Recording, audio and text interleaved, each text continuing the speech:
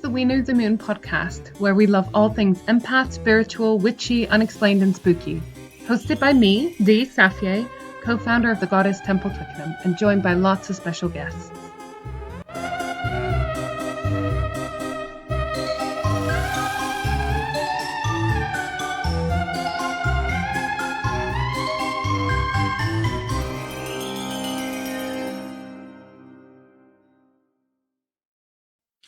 Hi there, this is We Knew the Moon and my name is Dee, and we are here to talk about all things empath, spiritual, witchy, unexplained, and spooky. I'm so excited because today I'm joined by OG We Knew the Mooner, Tracey Pretty. Hello. Hello, hi Dee, hi everyone. Thank you for having me back again. For those of you who don't know, Tracey and I started We Knew the Moon, season 1 being all about the moon. So if you're obsessed with the moon as we are, then go back and check it out.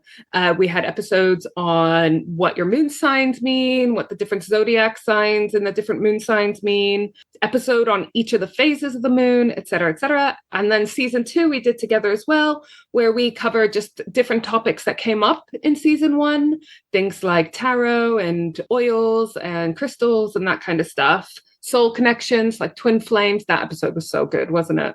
Yeah, it still resonates deep in my heart, that one. This isn't egotistical, but I still listen to it sometimes to help myself out, because that place we were in when we recorded that has transitioned a lot, but it's still good to go back and listen. And so many people have actually come into the shop and had conversations of oh my goodness, I had this too and I didn't know what it was. And although we label things probably too much, it's sometimes good to have a little bit of a label for emotional connections to people, to be able to research them and understand them. So You mentioned your shop, Tracey. You own the Hare and the Moon shop on Church Street in Twickenham, which is like my little happy place. It's also where we met. It operates as Goddess Temple Twickenham HQ, which you and I started earlier in the year.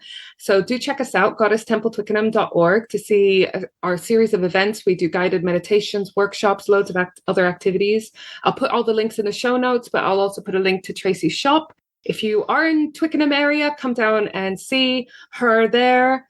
If not, she does online delivery. Woohoo! This season, we're doing something new, Tracey. I know I warned you that we're going to be recording, but I don't know if I explained why. Season 4, if you sign up to any amount on our Patreon, the link will be in the show notes, but it's patreon.com/We Knew the Moon. You will be able to watch the unedited episodes on the Patreon. So you'll be able to see all of Tracey's hilarious reactions. Let's do some now. Oh, she's doing one anyway.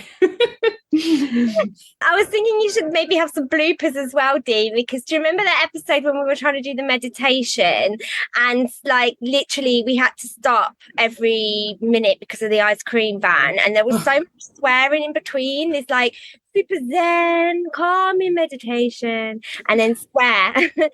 Again, for those of you that don't know, Tracey and I live fairly close to each other, 15-minute walk maybe. And so we have an ice cream van who will no doubt make an appearance because it's a very hot day. And he, I think, goes to you first, and then soon after we hear him come around my area. We can also, hopefully it's not picking up, but we live under the Heathrow flight path. So just went over, if you heard my end. So it's coming your way, Dee, the plane in it. So the joys of suburban living, I suppose. So Tracey, this season, I wanted to start with a topic that has literally come up in almost every episode in the last 3 seasons. So loads of them that you and I have done together and pretty much everyone since. And that is how Christianity and spirituality relate to one another. Oh, my tummy was going because I don't know what we're going to talk about today. Oh, no. Is she chosen murder or something really dark? This is a good one, Dee. No, I try to match my topics to the guest and what they will enjoy most. So later on in the season, there will be some slightly more murdery ones because Tracey knows that true crime is one of my other passions. This episode is going to be entitled Spirituality versus Christianity? ? So are they enemies? Are they frenemies? Are they totally unrelated? Are there Christian witches? What's up with them? And then I'm going to finish the episode by talking about the mystifying case of, I'm so excited to tell you, Doreen Virtue. Do you know, I had a feeling that you were going to, do the Doreen Virtue episode, because I saw it on the list. Because Dee gives a list of topics we get to choose from. So I know one of her topics is going to be on the list. And I saw Doreen Virtue and I thought, if she doesn't include me on that episode, I'll be really upset. So I'm really excited to hear chat about this. You've gone for controversial, Dee. Yeah, well, because Doreen Virtue is someone who's been into spirituality ever since teenage years. She's very relevant to people my age in that we grew up with her, kind of. So yeah, more on that in a moment.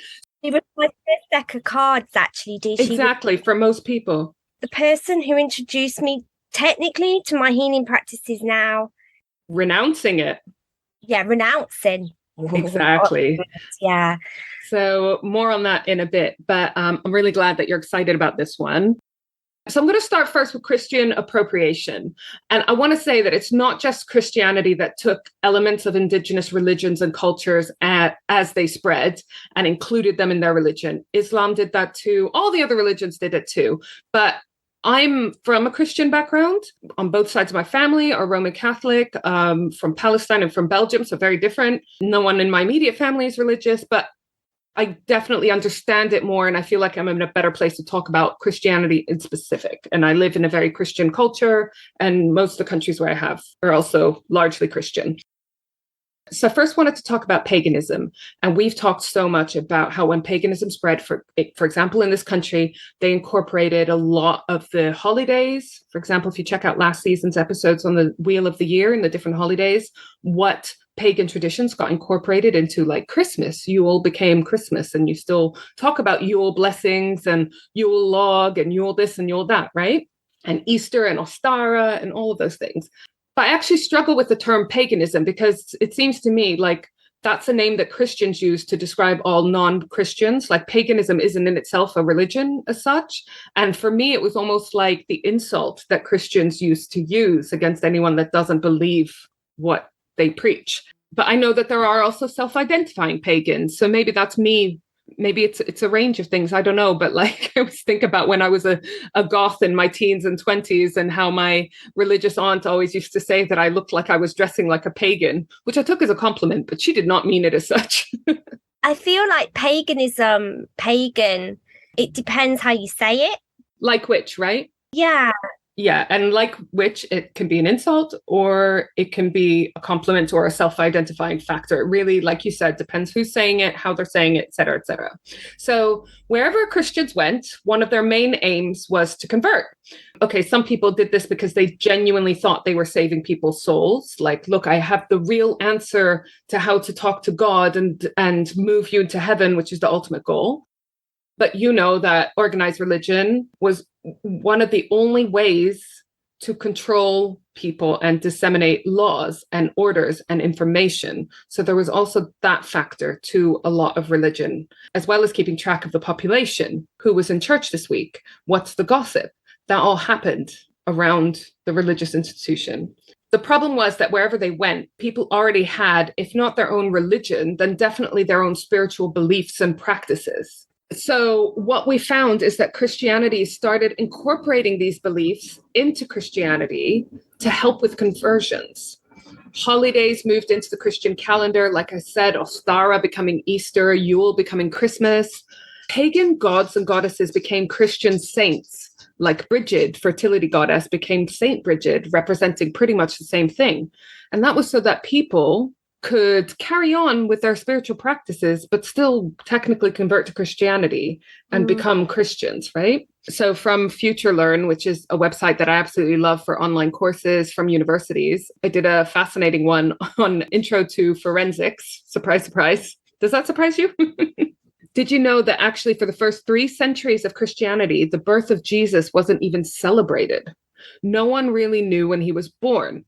Although there is a belief, judging by descriptions in the Bible and other texts, that it was March. Birthdays were actually considered pagan celebrations. You know how Jehovah's Witnesses don't celebrate birthdays? Originally, that was the general Christian belief. Do they not? No, they don't. My ex was a Jehovah's Witness. But he didn't say no to a present, did he? No, he did not. He made a list. Yeah, well, he was already going out with someone who's not Jehovah's Witness, so naughty, naughty Jehovah Lee. But it soon became 25th of December, partly because one Roman decided he was conceived on the spring equinox and then just added 9 months. Don't know how this guy was supposed to know unless he was there. It was acknowledged that it would be impossible to eradicate the midwinter celebrations, the Yule celebrations. They'd been trying to get rid of Yule for 300 years at this point. So why not make it a Christian feast? Because not just like here in the UK and in Western Europe, we had Yule, but in ancient Rome, there was Saturnalia, which was on the 17th of December, which was a popular holiday to honor the god Saturn. And it was actually a week-long festival celebrating this god of agriculture and time.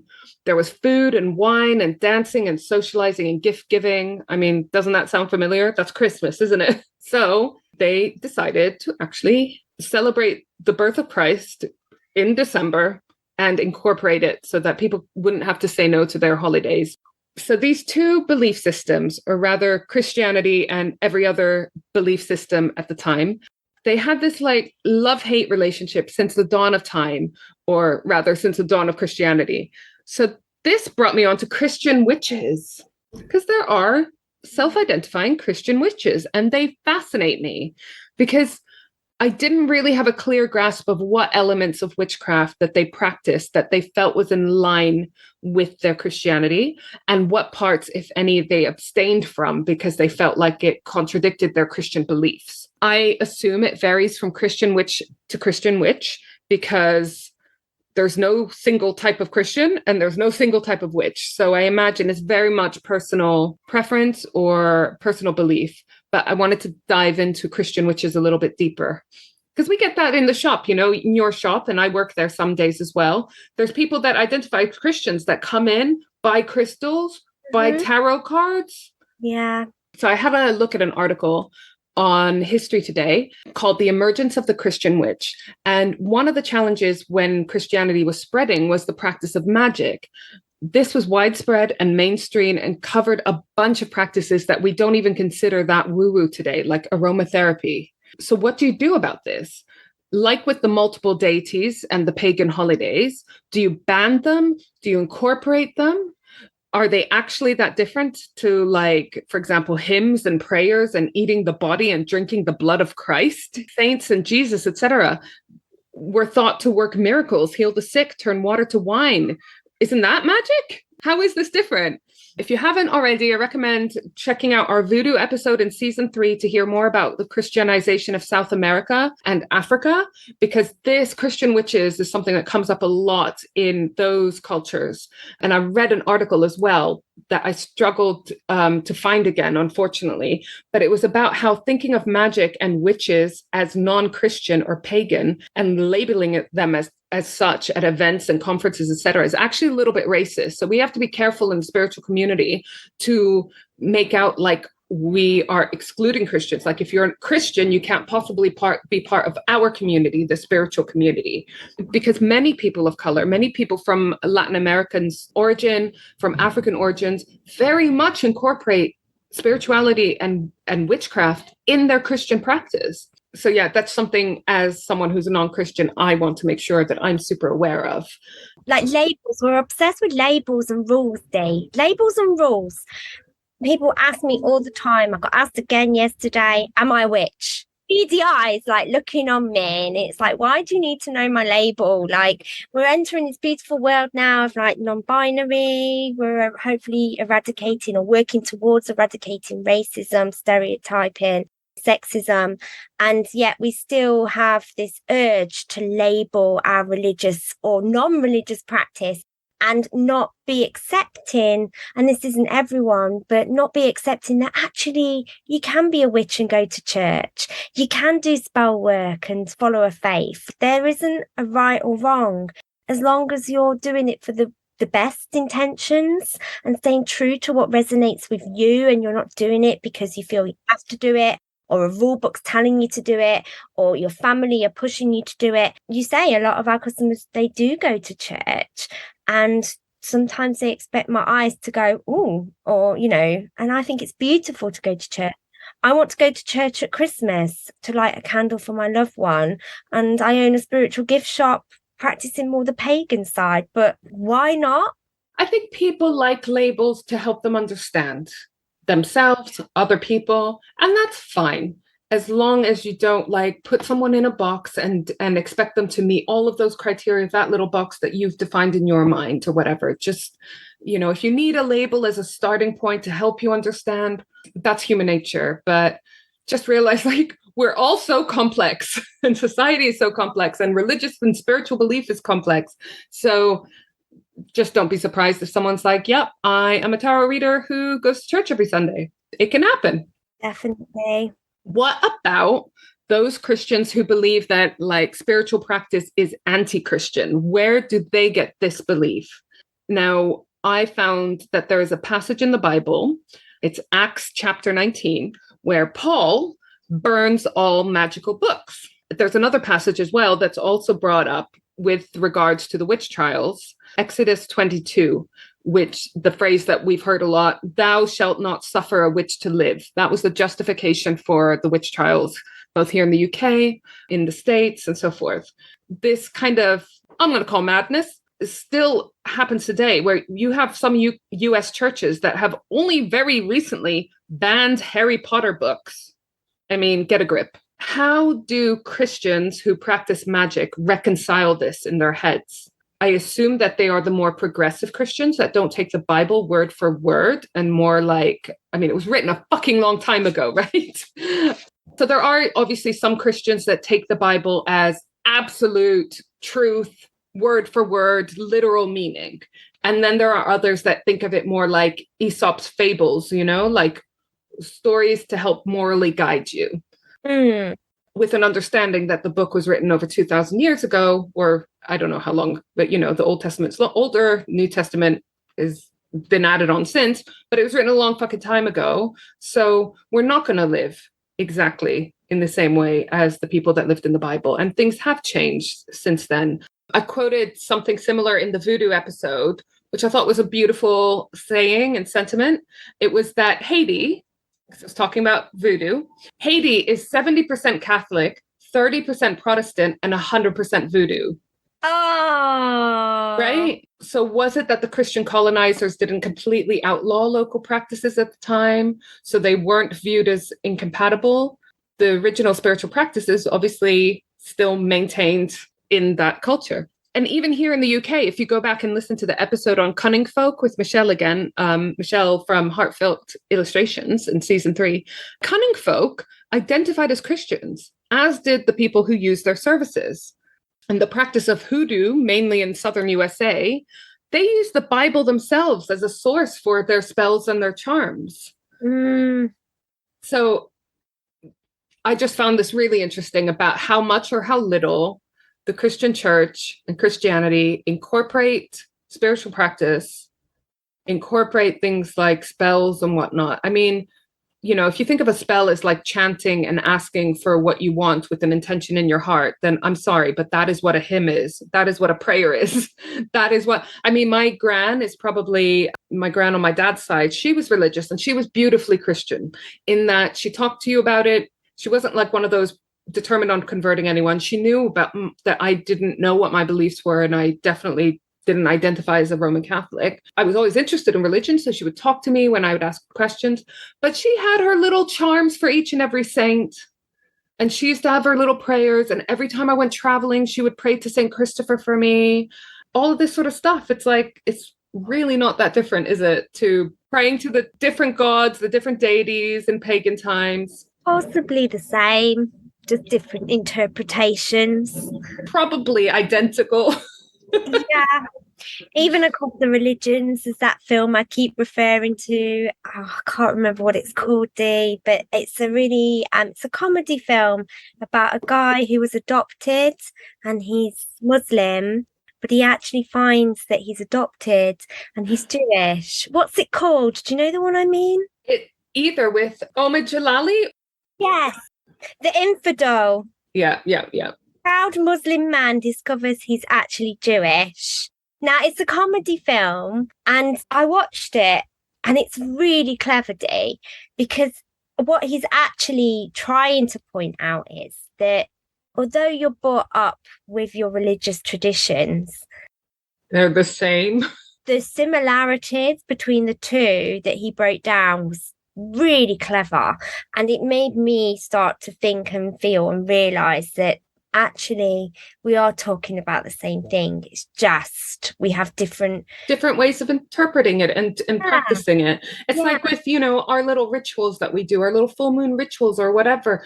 What is mass, if not a ritual? You're congregating together, you have an opening in the actual ritual, and including drinking the blood and body of Christ. Judaism closely follows the lunar cycle. So does Islam. Yeah, this is really similar, really similar. If anyone thinks that someone else's practices are a little bit cuckoo bananas, I challenge them to look at their own. Yeah. I'll tell you what, do you want to hear about Doreen Virtue now? I do. I'm going to delve in, right? And this one hit home a lot, and it triggered me from like all angles, because I didn't know very much about her. I knew the basics, right? So for those of you who need to catch up to the minimal amount that I had at the start of this, Doreen Virtue, very big in the 90s. Therefore, when I was like teenager and so forth, she was a big deal in the spiritual world. A lot of us had her cards or heard about her at a time when there weren't that many spiritual people out in the limelight.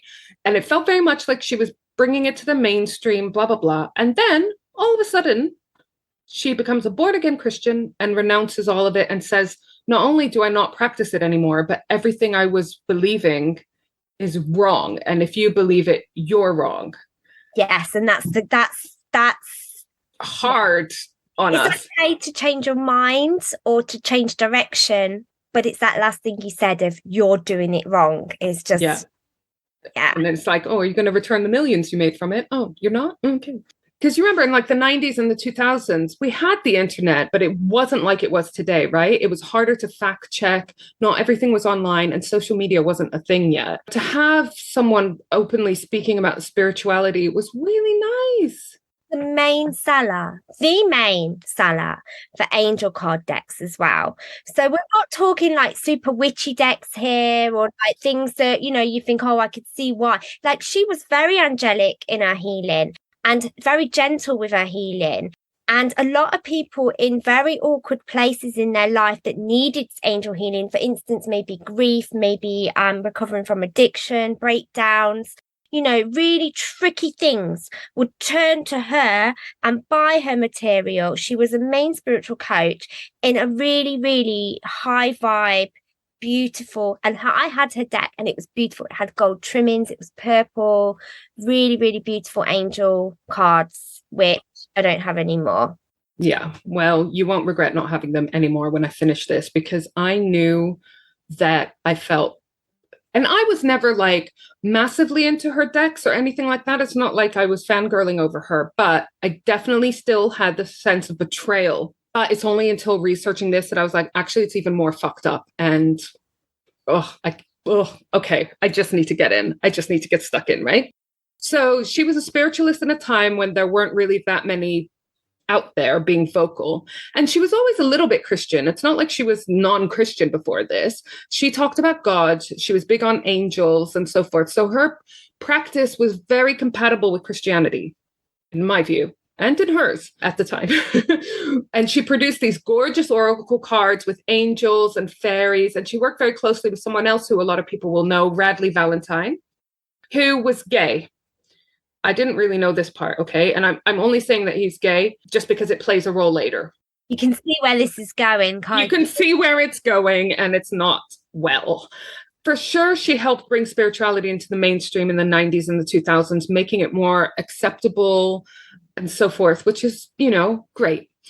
She had courses which certified you as like an angelologist or something. By the 90s, she had already over 75 books and decks, which is huge. And she sold through Hay House and a bunch of other places and directly through her website.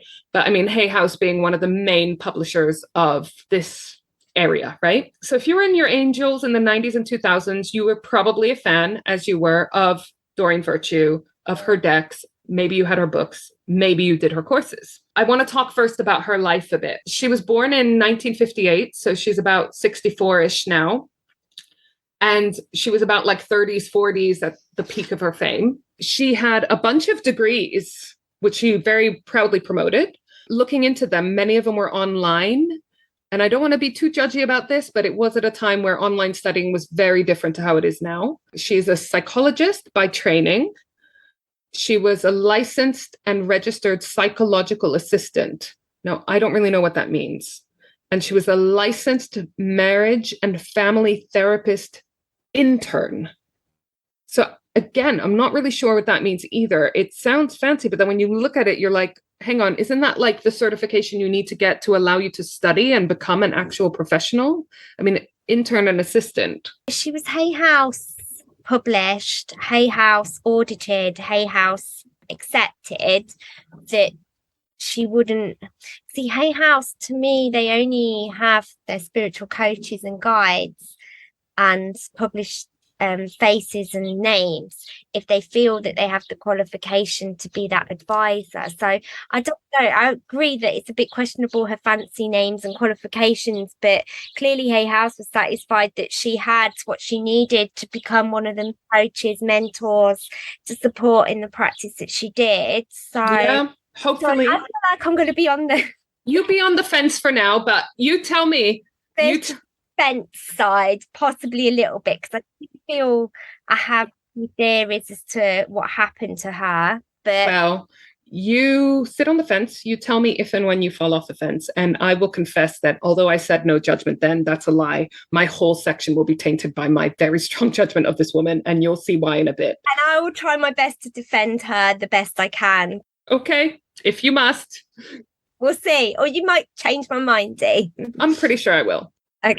But I'm going to try to make it clear that my judgment is based in fact, when something is my judgment and when it is actual fact. So she starts publishing self-help books on subjects like eating disorders and soon changes her focus to spiritual topics.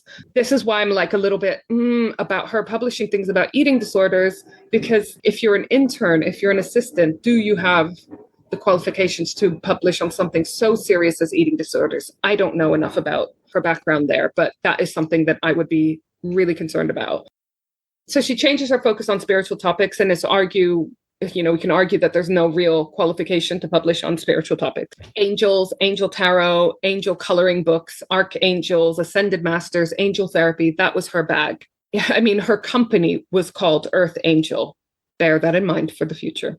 So she says she gave up doing psychotherapy for giving tarot readings inspired by a carjacking in 1995, in which she attributes angelic intervention for saving her life. Like I said, she's always been a bit Christian. Her family were Christian scientists, which doesn't mean they were scientists who followed the Christian religion, which is my first thought. The Christian Science is a church in the USA, and I needed to look it up to understand it a bit more. And then weirdly, 2 days after I was researching this, I was walking, and I noticed I was walking past a Christian Science church just off High Street, Ken. Christian Scientists. They are a fairly new church. It was set up in New England by a lady called Mary Becker Eddy, a woman in the 19th century. And the church had 27,000 members in 1936. But then numbers fell dramatically. And by 2009, there's only about 50,000 members of this church. They are known for their newspaper, Christian Science Monitor, which has won Pulitzer Prizes. And I have read it. And again, I'm like annoyed with myself because I literally thought, it's like Christian scientists, like scientists that believe in Christianity. So I thought modern Christians who believe in science and evolution and stuff. I should say also, I went to an American school, different American schools around the world as I was growing up. And I literally met people who didn't believe in evolution because of their Christian beliefs. So this is what I mean. It triggers me because I believe in evolution and I like science. Anyways, so the core belief is that reality is purely spiritual and the material world is an illusion. And illness is actually a mental error from thinking negative thoughts. So medicine should not be administered. I've heard this, like law of attraction. I was told that I got COVID because I put it out there that I was going to get COVID, which To some extent, I believe that the energy you put out there is what the universe reciprocates. And I do see that maybe part of my journey was a lesson, but I don't think you can 100% say that someone gets cancer or a really awful illness because they basically deserved it. It's their fault. Yes. And that's it. That's the toxicity behind this concept. Yeah. If you get ill, you brought it on yourself, you deserved it. And then followed up by, you're not allowed to take medicine for it. Yeah. I'm not cool with that. Again, like I said, I'm going to be judgmental about some of the stuff. I'm sorry, because where it does harm, that's where I feel like I could be a bit judgy. More recently, though, I will say more modern Christian scientists don't turn their back on medical care, but they just think that prayer is the best medicine and actual medical care is complementary. So at least they're moving a bit forward on that. But followers of this church have often turned their back on healthcare, including for their children. And there have been cases of parents being taken to court for negligence because this belief led to the death of their children. I told you every part of the story is triggering, right? That's like thoroughly upsetting. So this is the belief system that she grew up in California. And she actually talks about how she found this a form of toxic positivity, like we were talking about. If it's a sin to think negatively because it can lead to illness in yourself, and talking about it to others can make them ill too. So you can't share your woes or seek help. You have to suppress your emotions a lot. And this, I agree with her, or I agree with old Doreen about this, is not fucking healthy. No.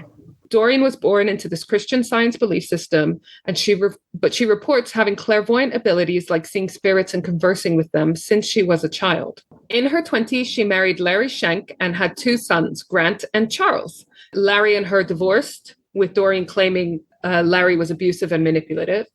And Doreen is currently on her 5th husband. Again, no judgment here for that. I just don't know how she had the time. I got married once, and the whole process of meeting him, dating him, marrying him, and divorcing him, it took years. Like, I'm always quite impressed when people manage to do it like back to back. But anyways. This lady had a real harsh upbringing, has had a divorce 5 times, and you know the trauma of one divorce. Doing that 5 times is not going to be easy. I'm not a psychiatrist, but I'm going to say that this woman could have done with some counseling if she wasn't already receiving it. There's a lot of stuff that's not her fault that would have been tough for her to, and this is me saying it as having counseling every week, because I think everyone needs counseling. There's a lot of stuff that happened to her that is, situational and circumstantial and not as a result of her actions. And then there's a lot of other stuff that I think she could have had some help processing, maybe. So the 90s were a very different time, and we would definitely accuse her of cultural appropriation if she was publishing a lot of her stuff today. For example, her work on chakra healing is totally fine, right? But there was never any acknowledgement of where these practices came from, who to attribute them to. And that is where the problem of cultural appropriation comes from. We all take from different cultures. It's one of the beauties of this, of globalization of the world, is that we learn so much about different cultures. We can eat from, cuisines from all around the world, and we can do chakra healing as well as, burning Palo Santo. But it's very important, especially if you're publishing on the issue and making money off of it, acknowledge the source, right? Yeah, she's claiming it as her own. Yeah. And that is just really horrible. So she would have definitely faced a lot of issues with that now, because we're much more aware of it. Instantly get the vibe that this lady is pretty much driven by possibly ego a little bit, of wanting to be claiming all of these other things as her own. And it's either her way or the highway as well. That's kind of the energy you get from her, isn't it? It's like, you do it this way, and she's one of those people that says you can do it wrong, which thankfully now, as we're learning through time, people won't accept being told that they're doing it wrong. People can choose what they want, and they have the confidence to go in the direction. Exactly. But back in those days, people could get away with saying, no, you have to do it this way, because there was no other resources either. Yeah, you couldn't Google. I mean, No. you could, but like 3 things would come up. And no Google means no questioning, because you got no, if she's your only resource, then yeah. And hour. You couldn't research her because you wouldn't No. find all the articles about her or whatever. You just wouldn't find that stuff back in the day. I know for like younger millennials, that's hard to believe, but like, yeah, we learned stuff from our family and from the library. Then in 2017, she became a born-again Christian after having a vision of Jesus. This isn't where I have the problem with her. It's totally acceptable, normal, understandable that your beliefs adapt, change, develop throughout your life. Fine, right?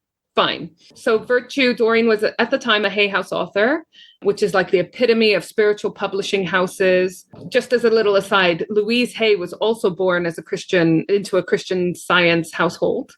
But since converting, Doreen stopped selling all her spiritual books and cards. They're still for sale in some places by people who have their own licenses for it, but it's against her wishes. A quick check on the Hay House website shows that they're still selling her products, even though she's anti it. Oh, but those the ones though, because Hay House are still doing Radley Valentine's, like the ones she collabed with. If they've got the other person, but then I didn't think they were selling just hers. It's all well, they're actually selling. Sorry, I should say it's probably mostly the books that she's written since her conversion, like a year of Bible scriptures and other such things. Doreen claims she's trying to get all her products stopped from all vendors. Where she can't stop it and where she still receives royalties, she claims that this money is being given to charity. See, here is where she gets really problematic to me, though. She claims she was deceived when she was in the New Age world and publishing her books and her cards and her courses. And specifically in 2018, she said that she had been possessed by the spirit of a python, which allowed her to have these visions. And note, she's saying this like it's a bad thing, because I have a python. I'd love to be possessed by a python and have visions. But anyways, so she's not happy about this possession.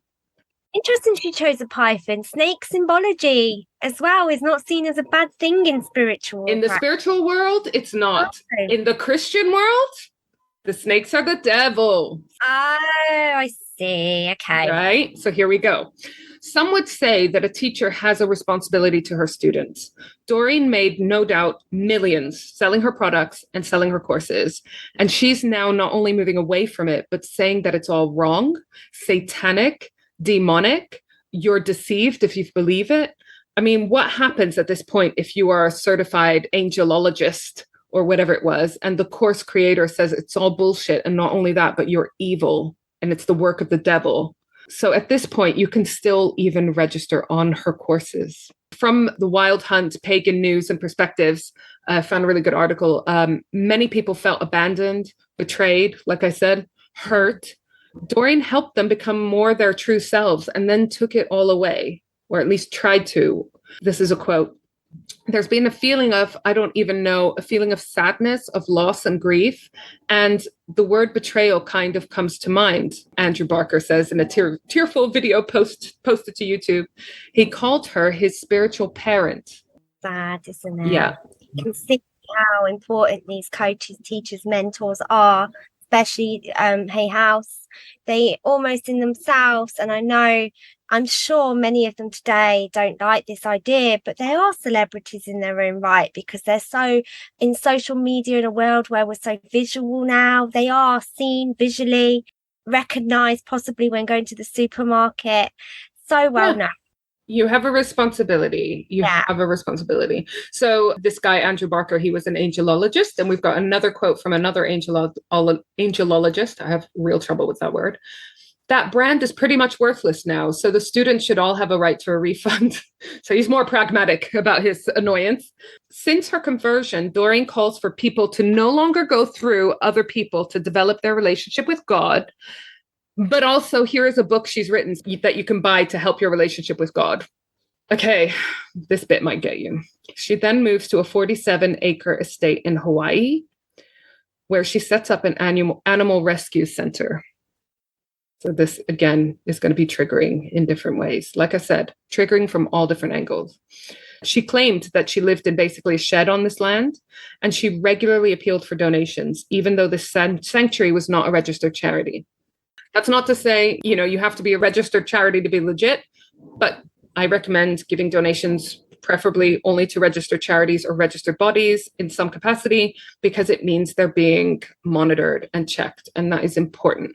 By the way, the sanctuary was called Avalon, which is about the only thing I like from this story. I know, right? So kind of going down a little, she can't cut it off completely then, hey? Right. Avalon being the land of Avalon around Glastonbury, very spiritual place. It was a very Christian place though as well, so maybe that's where she was going. Yeah, maybe. The number of animals at this sanctuary grew really quickly, and Doreen claims in hindsight they didn't know what they were doing and didn't ask for any advice. The bills got out of hand, and in the end they packed up and they moved to Washington State.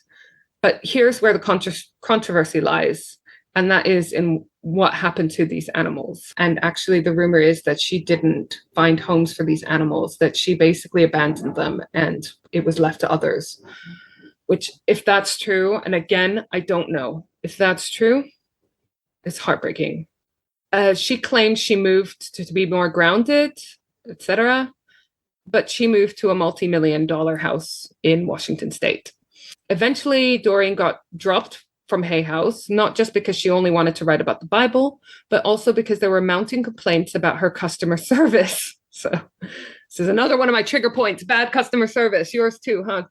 Like I said, when she converted, you could still take the courses she was discrediting. So people were being met with insults or dismissed if they emailed her with questions or whatever.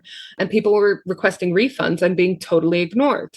Then in 2019, I will post these in the socials, but in 2019, she released her A to Z of things that were satanic, demonic, evil, blah, blah, blah. And oh my God. First of all, Earth Angel is on there, which was the name of her business. Harry Potter's on there. Feng Shui's on there. And her reason for writing this list was, it would be hateful of us if we didn't warn you about the dangers of the new age. We love and care about you and everyone. Like, the thing is, a lot of these things on the list were not new age. They were very, very traditional, ancient practices from around the world. And she's calling them satanic and demonic, which is really, really, I was going to say problematic, but it's more than that. It's just wrong. So do you want to hear what some of the things are on this list, A to Z, of satanic, demonic things? Aliens. They are demons. Angel cards. She doesn't say angels. Obviously, angels are fine, but angel cards. By the way, if you call on angels or see or feel them, you don't. They're demons. Angel numbers, ascended masters. Again, they're demons in disguise. Chakras, crystals, any kind of divination, dream catchers, drumming circles, earth angels, which was the name of her company, empowerment. And I quote, "The attempt to feel better about yourself and or gain worldly success. These concerns need to be brought to God, including through a pastor or Christian counselor, rather than through an expensive empowerment workshop." There's a lot going on there. So first of all, she was saying that no one should be your direct conduit to God, but then go through a counselor or a pastor or herself. She does contradict herself a lot, doesn't she? She contradicts herself so much. That is definitely a thing. Fairies, they're demons, obviously. Feng Shui. The phrases follow your heart or follow your dreams or follow your bliss, because they come from your ego, not God's will. Goddesses, and I quote, "Women who've had bad experiences with men and or organized religion may actively avoid Christianity because they see it as patriarchal or misogynist. They then turn to female deities to quench our natural desires to commune with God. The trouble with goddesses, though, is that they're really demons or our imagination. Communing with demons is spiritually dangerous because they give harmful guidance and lead us away from salvation. This is also another example of how New Age borrows from multicultural spirituality." Yes, that's what you did, Doreen, and we are fucking multicultural and proud of it.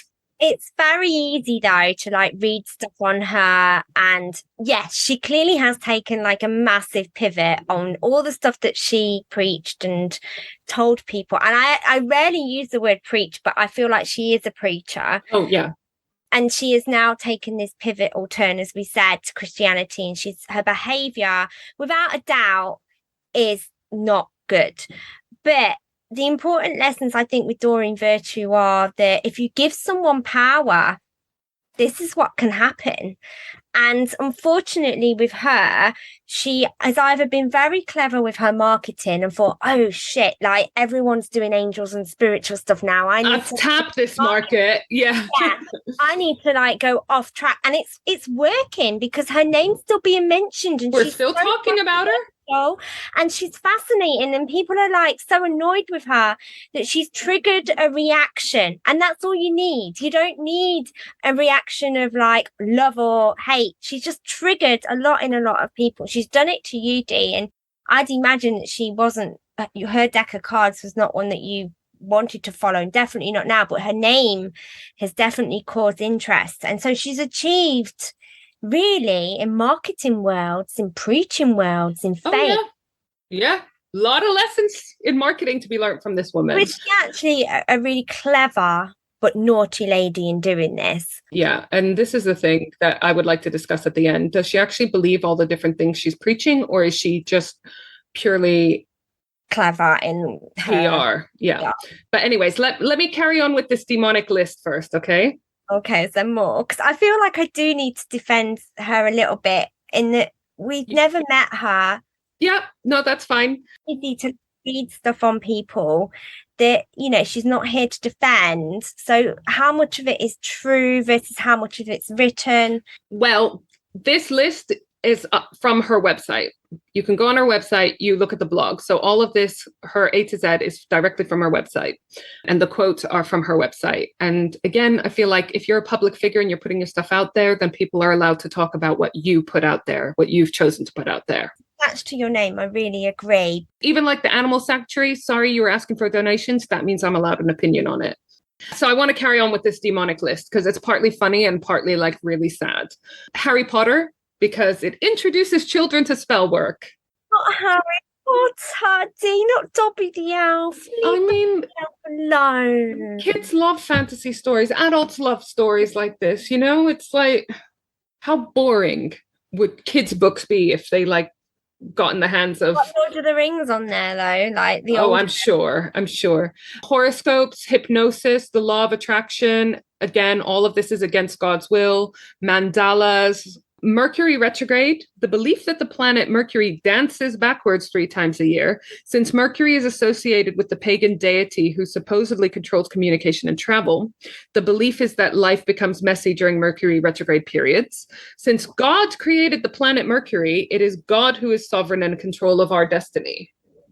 So it's wrong to think that Mercury has any influence on us. The only thing that has influence on us is God, basically. That's her truth. She's entitled to that. Again, let me remind you that this list is listing things that are demonic or satanic. But again, that's her truth. And it doesn't. Yeah, true.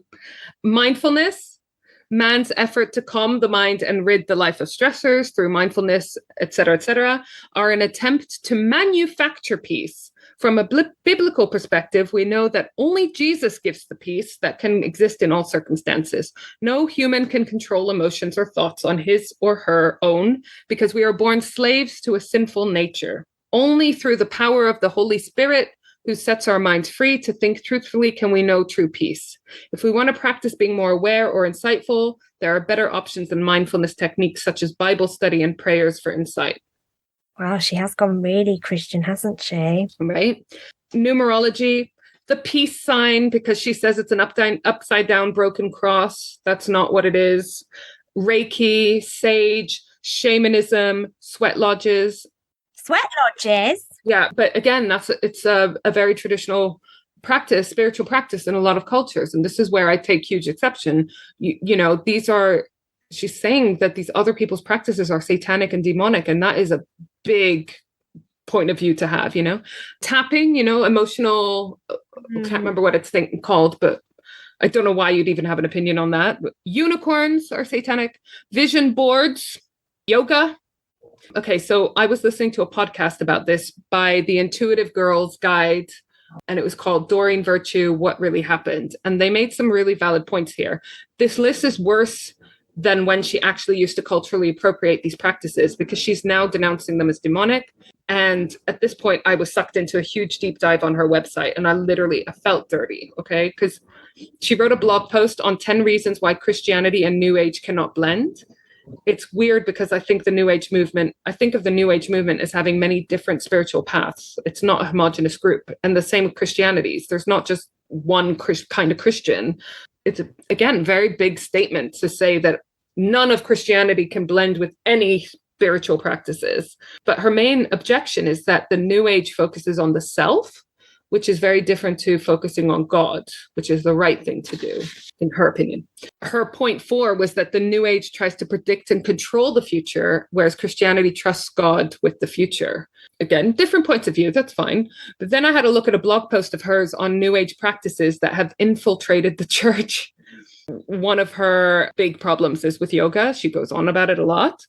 And again, like we were saying, it's not really a common view in the Christian world that yoga is evil, because like loads of yoga instructors hire church halls to do their yoga sessions. She's got in for the kill on pretty much everything, hasn't she? Yeah. She claims that Reiki and energy healing is also infiltrating the church. Essential oils infiltrating the church.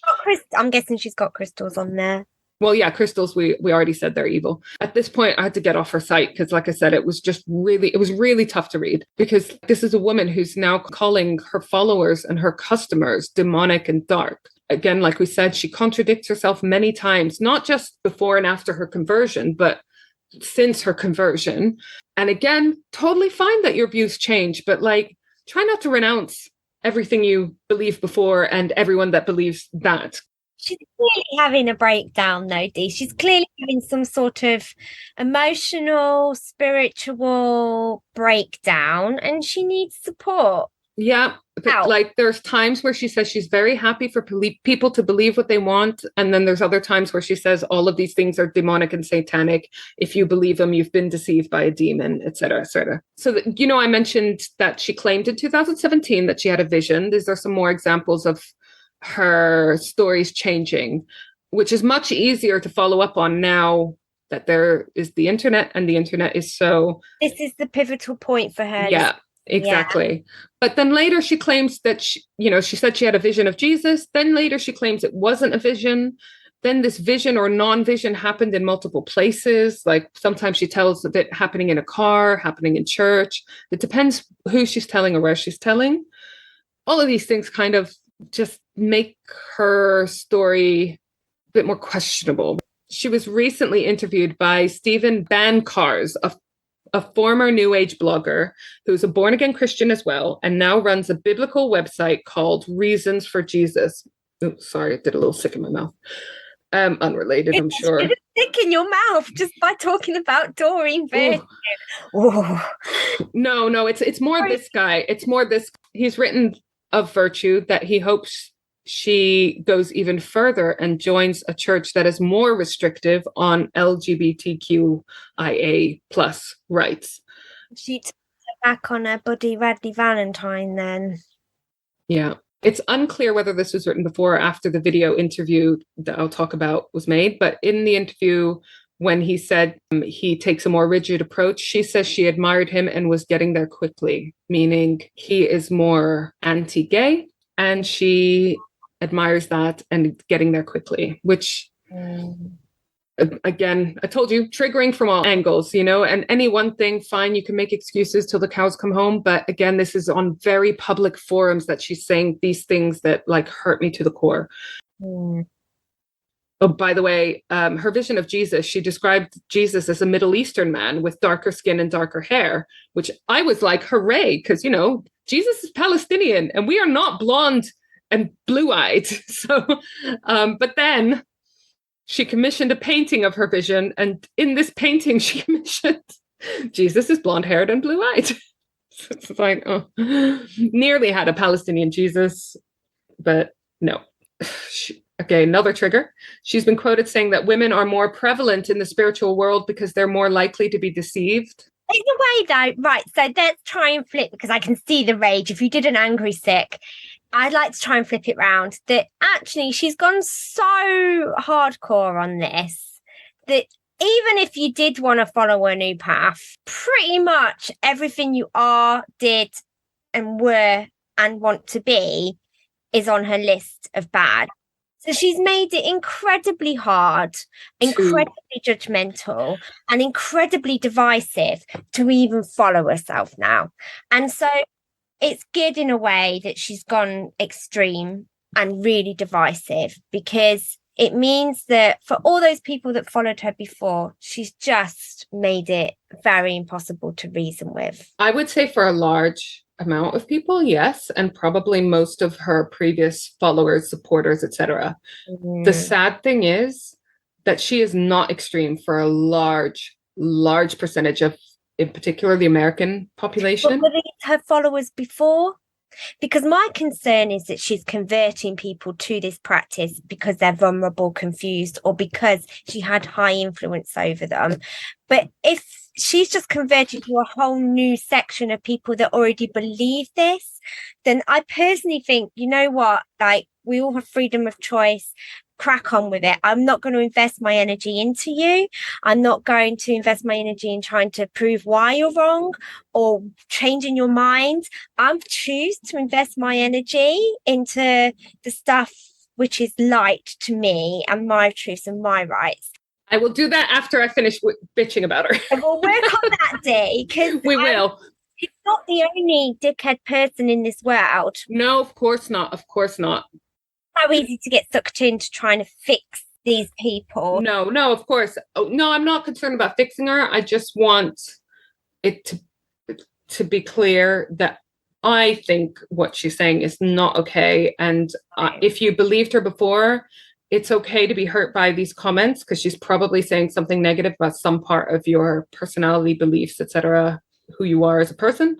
And yeah, that there's no place for that in the spiritual world. There shouldn't be. And if you are around that kind of energy, whether it be from someone like Doreen or someone else, get the fuck out, because it's toxic. So she's made loads of disparaging comments about women. We're more prone to being deceived, et cetera, et cetera. That's why there's so many in the spiritual world. Her relationship with her son, who used to work in her business, has fallen apart. He's actually changed his name and distanced himself from his mother, which, again, so sad. So what I wanted to say is, like, is it fair to say things from other cultures, other religions, other beliefs are demonic? I took one for the team and listened to a couple of podcast episodes of Cultish with Doreen. So at first I was like, ooh, I like this, because I love podcasts on cults. Like, there's one that's amazing called Zealot. So it sounds like the kind of podcast I would absolutely love, but from a Christian perspective. And I'm okay with that. But then I realized this is not a kind of mainstream Christian perspective that I can coexist happily with. This is from the Apologia Church in Utah. And spending some time looking at the website, I was just like, oh, it's exactly what you would imagine. So confession time, I could only listen to part one of this. It was a 2-part long podcast. I just couldn't stomach another whole hour and a half or whatever of part 2, because they ended part 1 with her talking about her demonic visions, because her mum, who she keeps in a separate part of her house, still has copies of her old books. So she lives in a house with her mum. Her mum keeps copies of her old books, and she thinks that she's still getting these demonic visions because her mum, who she keeps in a little granny annex or whatever, is keeping on with these books. Now, one thing I do agree with Doreen is on toxic positivity. We talked about it already. For some reason, she felt like she wasn't able in the New Age to talk about negative stuff because of her Christian Science background, which, like I said, I know very little about. The only sin was having negative thoughts. I.e., if anything went wrong, then you brought it on yourself with your negative thoughts. And that's harmful. So I agree with her 100% on that. But you don't have to denounce everything about spirituality and to get away from that. So what happened with Doreen? Has she always had a bit of a God complex? Has she always had issues? Is this all a PR stunt? Does she need help? Someone help Doreen. But I'm going to end with a quote, which Facebook tells me is by Marcus Aurelius. Live a good life. If there are gods and they are just, then they will not care how devout you have been, but will welcome you based on the virtues you have lived by. If there are gods, but they're unjust, then you should not want to worship them. And if there are no gods, then you will be gone, but will have lived a noble life that will live on in the memories of your loved ones. Oh, That's nice. I think you should title this episode "Someone Help Doreen." Yeah, someone help Doreen. Yeah, I honestly feel that I've chosen not to invest my energy into her, and it makes me sad because her cards are so beautiful and they support such a beautiful deity and singing spirituality. Her angel healing decks are amazing. But see, if Doreen took that attitude, it would have been just fine. You don't believe in this stuff anymore? That's fine. Walk away from it. Don't send any negative energy to it and focus on something else. Doreen is extreme. Yeah. She's an extreme example, but also a lesson, I feel, as to what is going to happen in the future of people taking a massive pivotal turn in their belief systems and having breakdowns because the whole world has just crumbled before their eyes in what they thought was true and now what they think is true, and they lose themselves. And it's being seen quite a lot in my shop. I'm seeing very ungrounded, very unsettling behavior from a lot of people who claim to be spiritual. And I know we're all spiritual, but they're claiming their spirituality as, oh yes, I'm I'm this, I'm that, I do this, and they do their yoga or they do their meditation, they have all their crystals, they are vegetarian, all the stereotypical things. I'm spiritual, it's okay. What? Okay to behave so angrily and like push your opinions on me and swear at me and tell me to fuck off and die of COVID? Is that what you call spiritual? True story. That happened to Tracey. And it was so easy to argue back or try and show her why she was wrong. But I realized that there's so much anger because the practice is probably they haven't balanced their root chakra. They're just going for the good juicy stuff. Maybe they haven't experienced any hardship in their life. Maybe they've been quite privileged up until now, or maybe they've had loads of hardship but they haven't had the help processing it. But I think the reason why it's so shocking with Doreen is because she is meant to be the one that's helping you achieve all these things. A reason behind every happening, and she's a very clear, scary public example of what can happen when people have a breakdown. Yeah. When their whole root system, belief system switches and they don't have the support to get through it. And I think we take lessons from it and try and help and support. And so I personally feel hurt and betrayed, but I don't feel any anger or hate. No. And believe it or not, my main message from this is not let's all, rag on Doreen Virtue. Yeah. It's that you should feel comfortable practicing what you want and be mindful of what you say of other people's practices. Definitely. But also, and this is a quote that I love that comes up time and time again on one of my favorite podcasts, Wine and Crime, that your mental health is not your fault, but it is your responsibility. And if you're in a position of influence, whatever that might be, as a teacher, as a public figure, as both, as an influencer, whatever you want to call it, then you have an even bigger responsibility. And watch out for others' mental health as yes, if you want to practice something new, go for it. If you're religious, go for it. But if you're in a situation where it's making you really mentally poorly, you need to seek support. So keep an eye out on your friends. Yes. Keep an eye out on your fifth husbands, whatever you might be on. It just honestly makes me so sad. I can see this deck now, this angel card deck, and it just makes me so sad for the angels, not for her, not for Hay House, just for the angels. The energy of this deck, it just makes me so sad. It's a beautiful deck. So I do think carefully before you bin it. And if it feels right for you, do it. And if it doesn't, you want to use it, know that it is not associated and connected to her. It's connected to the deity and spiritual practice that you choose to. And if you're looking for a lovely deck, Tracey, you sell some Radley Valentine ones, don't you? So in support of LGBTQIA plus rights. I have the Doreen Virtue Radley Valentine angel deck. Well, there you go. You can still get them. It's still important. I don't know a lot about Radley Valentine, but he co-loves. I only know that he's gay. Kyle Gray is my go-to. Yeah, you love a bit of Kyle Gray. Kyle Gray, please don't do a Doreen Virtue on me because that will break my heart. Oh my God, can you imagine if he started telling you were evil?